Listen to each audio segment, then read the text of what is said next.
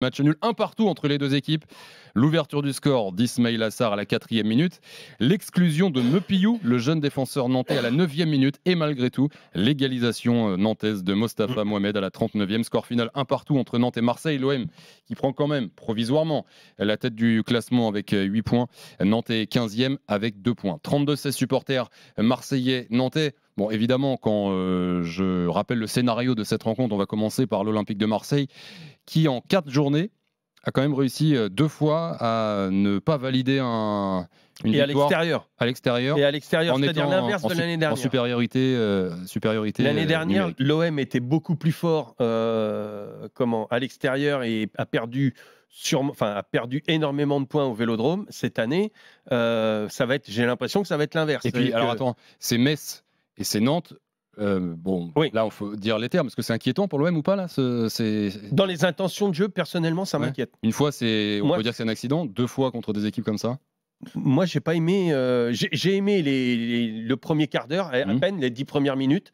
Et ensuite, et j'avais averti en direct, j'ai dit attention, 1-0, un joueur expulsé, tu joues à 11 contre 10, attention, il faut continuer de mettre du rythme, il faut continuer de jouer comme si les Nantais, tes adversaires étaient à 11 face à toi et tout ça.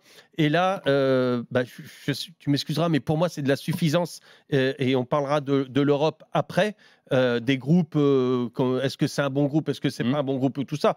Aujourd'hui, le premier adversaire des joueurs de l'Olympique de Marseille sont les joueurs de l'Olympique de Marseille eux-mêmes. Ils n'ont pas la tête. Ils n'ont pas la capacité, le mental de mettre les curseurs là où il faut. Et ça m'embête. Personnellement, je pense qu'il doit y avoir beaucoup de supporters marseillais qui doivent être déçus. Moi, je le suis parce que quand je vois cette intention, comment tu baisses d'intensité, je ne supporte pas ça. Personnellement, je ne supporte pas. Et donc, pour l'Europe, ça me fait peur. Kevin. C'est une équipe qui manque de caractère. Et pourtant, à l'OM, ouais, mais tu devrais en avoir. Hein. Quand tu mènes à l'extérieur, comme ça leur est arrivé ce soir, tu mènes au bout de 10 minutes, l'adversaire prend un rouge. C'est là, en fait, où il faut avoir le caractère et la mentalité de champion pour dire attention, là, il faut les enfoncer. Et moi, j'ai vu certaines attitudes. Alors, je ne vais pas lui tomber dessus parce que c'était son premier match, mais j'ai vu certaines attitudes, notamment de Correa en deuxième mi-temps. En fait, le mec, il a fait la star, quoi. En gros, moi j'arrive, je défends à peine, j'aide vite fait Lodi, on mène, on est à 10 contre 11. Il m'a fait peur, Kevin. Est-ce que c'est un joueur que je connais pas très très bien, honnêtement. Je dois dire que moi, c'est pas celui que je connais le mieux non plus, mais j'ai l'impression que ne serait-ce que l'enchaînement technique. Est-ce qu'il a un peu de vitesse? Est-ce qu'il a un peu... Parce que Tu sais à qui il m'a fait penser? Ça me fait peur. Hein. Il m'a fait penser, et on verra. Hein, on va suivre très attentivement, bien sûr, les matchs de l'OM, comme toujours. Maintenant. Mais il m'a fait penser à Eric Lamela.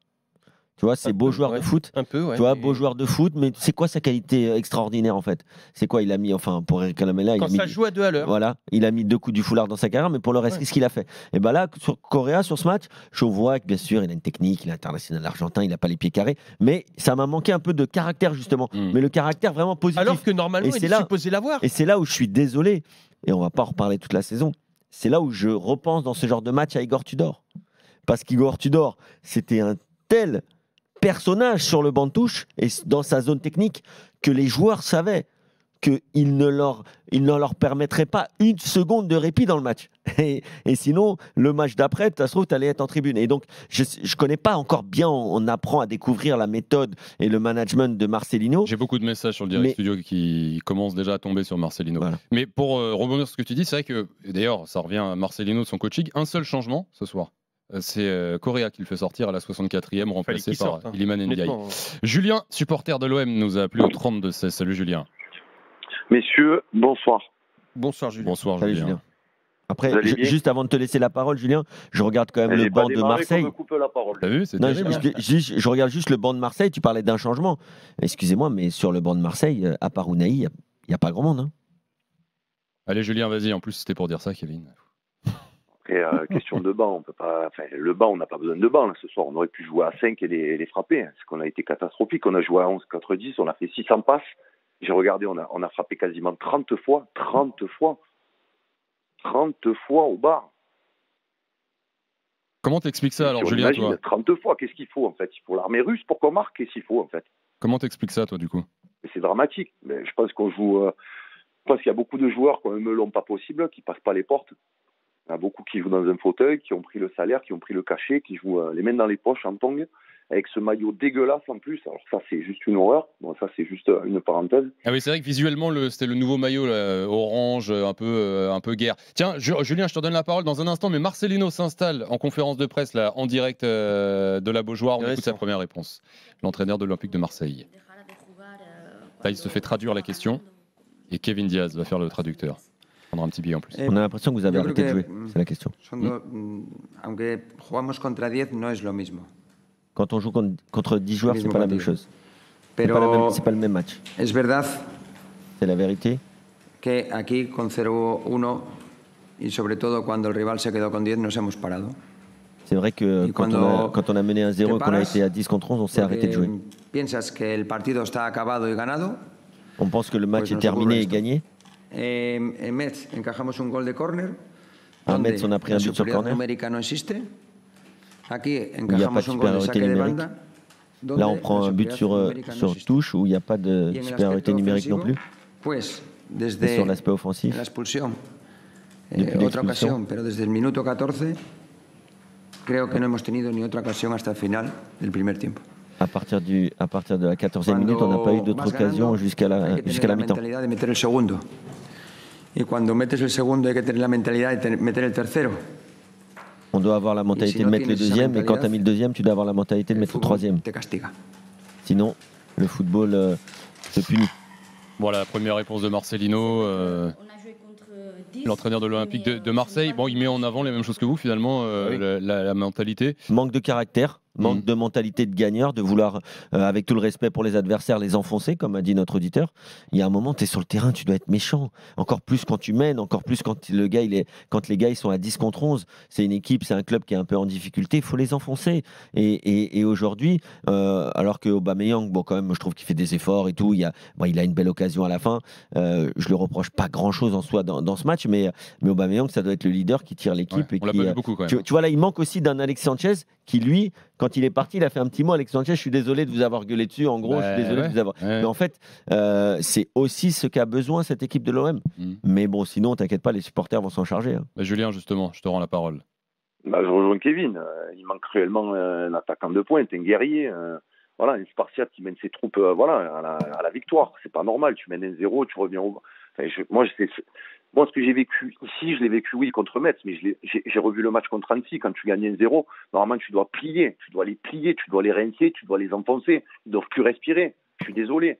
Et je ne vais pas remettre une couche. Mais moi, ce Marcelino, il peut être gentil en extérieur, mais vous avez vu la dégaine qu'il a. Vous l'avez vu, cette dégaine macabre qu'il a. On dirait le père de la famille Adams. Mais qu'est-ce que c'est ce jambon qu'on allait récupérer? Bon, après, Julien, il a aucun charisme, mais il est nul. Mais c'est terrible. Mais quand ça doit rentrer dans un vestiaire, mais je sais pas, mais ça doit gueuler. Vous avez vu la deuxième mi-temps?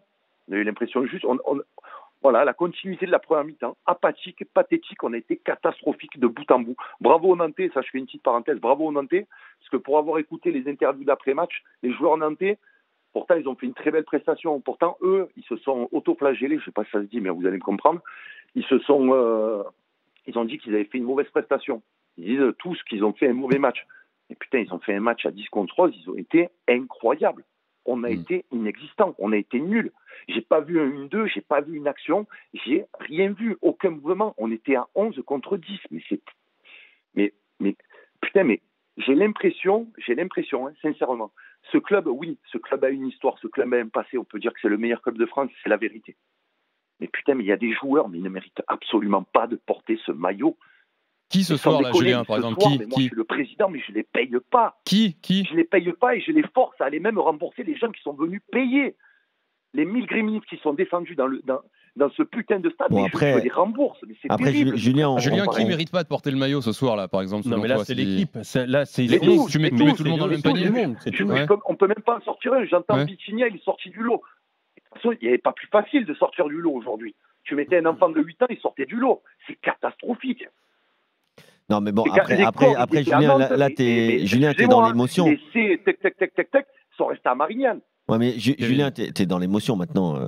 L'OM a quand même si certes ces 2 matchs où le résultat n'est pas catastrophique puisqu'ils n'ont pas perdu, ça aurait été vraiment catastrophique pour le coup, où le résultat est très décevant, mais l'OM est quand même premier au classement après 4 journées avec 2 victoires à domicile, 2 nuls à l'extérieur, certes face à des équipes en difficulté, mais bon, on ne peut pas non plus tout jeter, mais il va falloir que l'OM arrive à élever son niveau de jeu parce que autant ils ont gagné des matchs au Vélodrome, notamment la semaine dernière où c'était très difficile face à Brest, autant à l'extérieur, ce genre de match, il faut les gagner. Et l'année dernière, il les gagnait pour le coup. Mais l'année dernière, il ne gagnait pas beaucoup à domicile. Donc, comme a dit Lionel, tu es un peu dans un paradoxe où c'est clairement une situation inversée. Est-ce que c'est pas une calendrier équipe qui va se corser aussi? Là, j'ai un œil. Qui sera la meilleure rencontre après la reprise. Sûrement.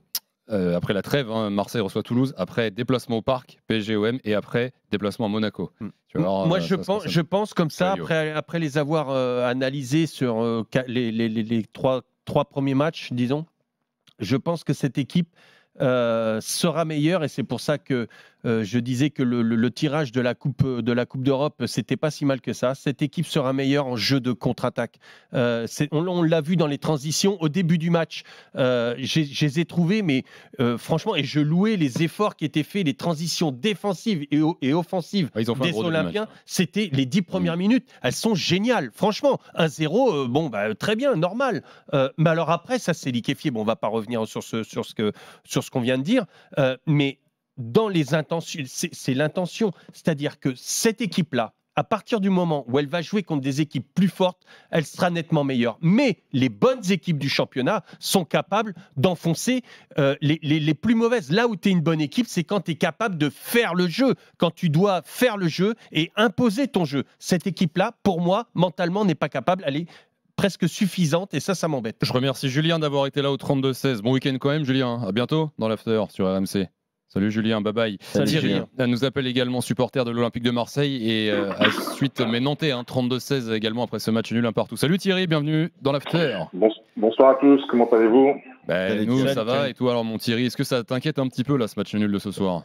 Alors, moi je vais dire oui et non, tu vois, dans le sens où tu peux toujours progresser, mais on attend de voir un petit peu comment l'entraîneur va évoluer, tu vois. Alors, je n'étais pas un grand fan de Tudor la saison dernière, et contrairement à ce qui s'était dit, à partir du mois de février, on galère vraiment pour gagner les matchs. Hein. Tu vois, c'était vraiment très, très compliqué. C'était vraiment ric-rac. Après, bon, il y a des défenseurs de Tudor. Enfin, j'essaie d'être pragmatique. Voilà. Sur Marcelino, c'est pareil, je ne suis pas un grand fan non plus. Je ne suis pas un grand fan du système. Et je regardais un petit peu les déplacements combinés, en fait, sur les couloirs. Et déjà, sur les déplacements combinés sur les couloirs, c'est pas très lisible. J'ai beaucoup de mal, tu vois. Il y a un souci aussi sur le milieu de terrain. Verretou, Rongier, ça jouait souvent sur la même ligne. C'est les mêmes profils de joueurs. Il n'y a pas ce côté où il y a un joueur box-to-box qui va vraiment casser une ligne avec le ballon. On n'a pas non plus au milieu de terrain ce passeur qui va faire la différence en cassant une ligne avec la passe. Et donc finalement, on arrive comme Tudor et comme Marcelinho sur des systèmes de jeu très dogmatiques. C'est-à-dire, je suis figé sur mes principes, mais après, dans les mouvements, je trouve que finalement, c'est assez lisible. Ça manque un petit peu de folie, d'ingéniosité. Et du coup, là, tu vois, même face à une équipe qui était à 10, s'ils sont bien en place. Je dirais même d'intelligence de jeu, Thierry, parce qu'on les a vus, ne serait-ce qu'en fin de match, les 10 dernières minutes où ça a joué un petit peu plus fort du côté de l'OM, même si c'était tard. Mais au moins, tu vois tes joueurs, tu n'as plus besoin de ton entraîneur. Ces joueurs-là, normalement, connaissent le football, il ne faut pas déconner. Et donc, quand tu joues face à une défense regroupée, mais essaie, et je te rejoins, Thierry, passe par les côtés, contourne cette défense pour jouer le retrait, prendre cette défense à revers et tout. Là, non, rien n'était fait. Il y avait 8 Nantais dans l'axe sur 20 mètres carrés, mais les Olympiens s'obstinaient à passer dans l'axe. Aucune intelligence de jeu. Ça doit venir aussi des joueurs. Ils sont quand même un petit peu passés par les côtés, mais pas beaucoup. T'as vu combien de centres, Kevin? Non, mais il y a eu quand même 2-3 débordements de Lodi à Klose qui est pas mal, qui a été quand même assez actif. Mais le souci, c'est que ce système aussi, le 4-4-2, c'est un système très particulier quand même. C'est un système. Mais il a pris pour ça justement, Longoria. Il l'a pris, il l'a choisi, Non, je il a pense dit. qu'il l'a pris parce que c'est quelqu'un qui connaît. Klaus, on l'avait vu dans un 4-4-2, on s'était dit, tiens, il est capable de jouer à 4. Le 4-4-2 en transition, quand tu veux jouer les 3 premières places du classement, c'est rare quand même. Oui, mais C'est rare aujourd'hui dans le football. Tu regardes le nombre d'équipes qui jouent en 4-4-2 à plat comme ça, il y en a quand même très très peu maintenant. Ouais, mais Longoria, il a pris Marcelino et surtout il a fait son recrutement pour ce schéma-là en fait. Longoria, je crois qu'il voulait prendre un autre entraîneur avant Marcelinho, voire un ou deux autres. Bon, ça, Après, moi je continue de penser quand même que s'il avait pu faire notre ami Gallardo, il s'en serait pas privé. Mais après, à partir du moment où tu joues en 4-4-2, forcément, t'as pas, tu vois sur la feuille, tu le vois sur la feuille, tu le vois sur le terrain. Tu as quand même un no man's land entre les deux numéros 6 et les deux attaquants. Et derrière. Moi, je préfère finalement quand c'est Ndiaye qui joue parce qu'Ndiaye, moi, je lui laisserai de la confiance parce que c'est vraiment un excellent joueur et je pense qu'il a beaucoup apporté et à toi, l'Olympique de Marseille. tu mets ça sur le compte du 4-4-2. Non, moi, pas je que du 4-4-2, mais dans les intentions de jeu. Regarde la rapidité, les enchaînements techniques, Kevin. La balle à 1-0, à 11 contre 10, juste après le carton, ils se sont mis à faire 3 touches de balle, les Marseillais. Le ballon est arrêté, contrôle, je lève la tête, je regarde, ah oui, je la donne parce que tu es là. Mais non, c'est pas ça le football, c'est fini. Bon, et Marcelino qui fait qu'un changement dans cette partie. Non, mais je te dis, ce soir, il avait quand même un borne assez limité. Ouais. À part Unai. C'est inquiétant pour la saison quand même. On parlait des Nantais quand même. Un but partout, on parle des Nantais maintenant, Lionel. Ah ouais. 32-16. Je vous attends, mes Nantais, beaucoup de messages sur le direct studio également où je vous lis. Marcelino prend cher ce soir, je vous le dis. Anis écrit: mon souci, c'est le coach, aucun schéma de jeu, manque d'envie. Jérémy, c'est les joueurs. Écrit: les joueurs ne mettent aucune pression, ils se laissent rouler dessus, soi-disant pour jouer en contre, c'est de la faute de l'entraîneur. Bref, beaucoup de messages. Marcelino prend cher ce soir, les gars. Maxime est là, supporter du FC Nantes. Salut Maxime. Salut Thibaut, Lionel et Kevin. Salut Maxime. Sois le bienvenu dans l'after sur RMC. Maxime. Bon, 15e du championnat, 2 points, mais est-ce que tu es en train de voir quelque chose après le match nul contre Monaco la semaine dernière, 3 partout, le match nul à 10 contre 11 contre Marseille ce soir, Maxime? Ouais, il y a du mieux. Faut quand même, c'était quand même Monaco qui fait un gros début de saison et puis là l'OM quand même. Moi je pense j'ai 3 petits points, je dirais déjà. Là, c'est un match référence au niveau de la cohésion. Après l'effet de jeu avec le rouge, ils ont vraiment été soudés et puis ils ont quand même des bons temps forts. Ils ont embêté les Marseillais. Ah oui. Donc, je pense que c'est super bien et on sent aussi que les joueurs ils sont derrière le coach. Donc ça, il y a eu beaucoup de pression autour d'Aristouille depuis le début de la saison. Alors que comme vous en parlez souvent, il faut laisser du temps au coach pour développer les idées. Donc voilà, déjà, c'est la première chose dont je voulais parler. Après, il y a Rémi Descamps aussi qui fait un super match. Ouais. Sans lui, je pense qu'on peut en prendre un deuxième ou un troisième. Et puis, je voulais parler des recrues aussi, où ils ont quand même fait du bien, notamment Hudson en première mi-temps.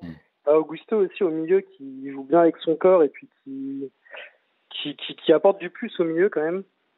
Maxime, je rebondis sur ce que tu dis. Tu dis faites jeu l'exclusion de Mepillou à la 9e, mais est-ce que quand même sur la compo de départ, Aristouille il fait pas une grosse boulette en mettant 2 défenseurs qui n'ont jamais joué à Nantes, dont Mepillou et la recrue Comère. C'était leur premier match ce soir. Pas comment on dit, Comère. Je sais pas, ouais. Chômé ou Chomert, je crois. Chomert. Allez, Chomert. Chomert.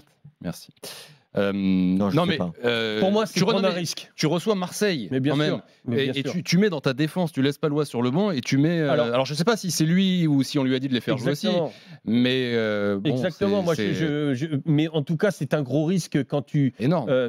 Déjà, tu remanies ta défense. Tu es une défense à 3 ou à 5. Enfin, mettons à 3 dans l'axe par rapport au dernier match où ils avaient été héroïques avec Palois notamment. T'en changes 2 sur les 3 et tu mets notamment un très jeune, à côté d'un mec qui vient d'arriver.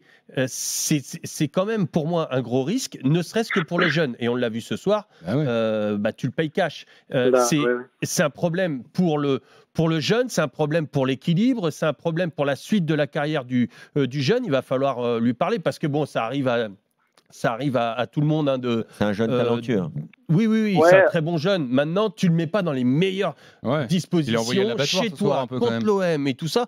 Moi, dès le départ, j'avais dit, attention, c'est un risque. Avant qu'ils prennent je ne m'attendais pas à ça. Je m'attendais à tout sauf un rouge et tout ça. C'est pas le gamin qu'il faut incriminer. C'est peut-être même pas Aristouille. Donc, après, voilà, il met pas Palois, il met Chomert qui vient d'arriver aussi. peut-être là. Alors, après, il a fait un bon match, hein, mais au début, il était sous pression au tout début et ils ont À un moment, il rate une passe dans l'axe là, qui débouche sur une occasion énorme pour Vitinha, d'ailleurs, que le Portugais gère très très mal. Après, il y a Chirivella en après-match sur Prime, là, il a dit que il prenait la responsabilité de la passe en retrait. Sur Chomer, sur le carton rouge, Mepiyou. C'est vrai qu'il ne le met pas dans les meilleures conditions avec sa passe aussi, parce qu'il doit avoir d'autres intentions de jeu, notamment il y avait de la possibilité de la jouer devant. Et je pense que, comment il s'appelle, Mepiyou s'y attendait pas du tout à cette passe en retrait. Et c'est ce qu'il a perdu. Après, le problème qu'il y a, c'est que quand tu arrives comme ça d'un niveau, même si c'est un très bon jeune et tout ça, le niveau de Ligue 1, ça va très très vite. C'est-à-dire que tu dois toujours avoir pris des images, des photos, des situations, même si tu n'es pas concerné. Et ça, c'est quelque chose que Mepiyou va apprendre au fil du temps. Mais il faut avoir des mecs, c'est pour ça que c'est important d'avoir des mecs chevronnés à côté qui lui disent concentré tout le temps, qui l'aide, qui l'épaule et tout ça. Parce que s'il a un mec qui, je suppose que Chomer lui a rien dit et que si on lui avait parlé, ou même Descamps derrière. Descamps, c'est un très bon joueur qui fait un début de saison extraordinaire. Mais avoir un mec qui te parle tout le temps, qui te laisse et qui te prévient et tout ça, c'est très important. Là, il avait aucune de toutes ces conditions. Ouais, mais c'est peut-être aussi le problème, comme on parle souvent aussi de bien recruter dès le début en juillet. Là, Nantes, on a recruté dès août. Justement, on a recruté trop tard. Seulement en août. On a fait un bon recrutement, je trouve, mais 2 joueurs. Il fallait laisser le temps aussi à la cellule recrutement de travailler. Mais après, je pense que là, ça va être un bon match dans les têtes et dans la cohésion, et la trêve, elle va peut-être faire du bien pour justement apprendre à se connaître, communiquer. Ça risque d'être une saison quand même un peu difficile pour le FC Nantes, mais en tout cas, l'effectif est pas mal quand même. Maintenant, l'effectif commence à ressembler à quelque chose. Mais... Avec un bon, là, pour le coup. On parlait tout à l'heure du banc de Marseille, mais c'est vrai qu'il y a Florian Mollet, je ne sais pas ce qui se passe avec lui, mais Florian Mollet, il a pas beaucoup de temps de jeu. Mais en tout cas, il y a Marquinhos aussi. Ouais, Marquinhos, mais bon, après on va suivre de près bien sûr le FC Nantes, mais en tout cas encore une fois bravo Mohamed, on n'en a pas parlé. Ouais, très très beau match, très beau but. Mais encore une fois, je veux quand même dire bravo aux supporters nantais parce que quelle ambiance à la Beaujoire. Bon, Maxime, en tout cas 2 points là, il y a quand même il y a du mieux, mais il va falloir commencer à gagner des matchs. Ouais, c'est ça. Il y a Clermont après la trêve où là c'est un concurrent direct. Il va falloir faut prendre des points. Après, mais chaque match, quand on regarde tous les matchs à suivre, il y a Strasbourg, Lens, Clermont, Lorient. Rennes. C'est que des matchs où il y a Rennes aussi, où ça va être des matchs difficiles. Hein. En Ligue 1 cette année, ça va être serré sur le bas de tableau. Ah oui, la Ligue 1 à 18. Nantes qui ira à Clermont juste après la trêve le dimanche. Lorient et Rennes et Strasbourg.